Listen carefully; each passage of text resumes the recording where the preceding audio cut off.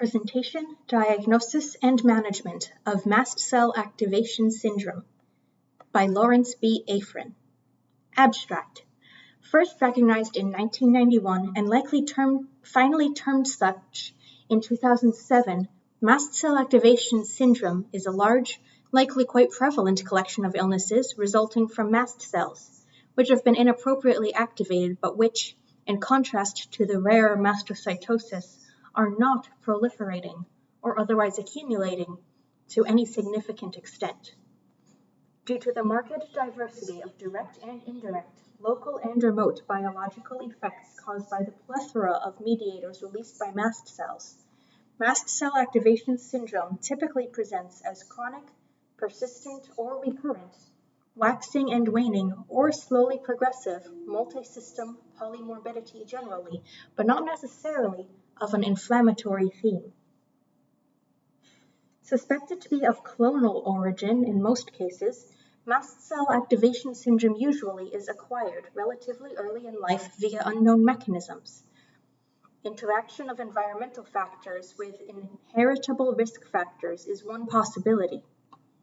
Initial manifestations often occur in childhood or adolescence, but are nonspecific. In fact, virtually all of the syndrome's manifestations are nonspecific, leading to decades of mysterious illness, and incorrect diagnoses often poorly responsive to empiric therapies prior to diagnosis. A large menagerie of mutations in mast cell regulatory elements has been found in mast cell activation patients. Most patients appear to have multiple such mutations, with no clear patterns or genotype-phenotype correlations yet apparent. Such mutational heterogeneity likely drives the heterogeneity of aberrant mast cell mediator expression, in turn causing the extreme heterogeneity of clinical presentation. Different mast cell activation patients can present with polar opposite clinical aberrancies. All of the body systems can be affected by mast cell activation syndrome.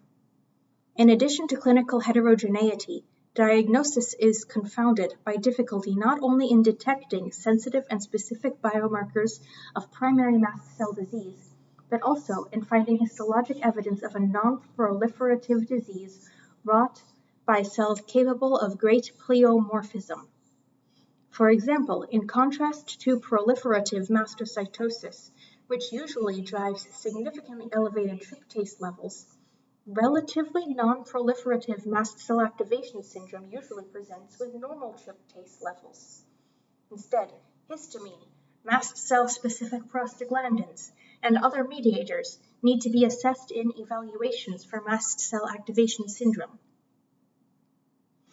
Although the World Health Organization 2008 classification scheme for myeloproliferative neoplasms does not recognize mast cell activation syndrome, proposals for diagnostic criteria have been published recently and generally require presence of symptoms consistent with chronic or recurrent aberrant mast cell mediator release, laboratory evidence of such release, or of mast cell proliferation not meeting World Health Organization criteria for systemic mastocytosis, absent of any other evident disease which could better explain the full range of findings in the patient and ideally, but not necessarily, at least partial response to therapy targeted against mast cells or mast cell mediators.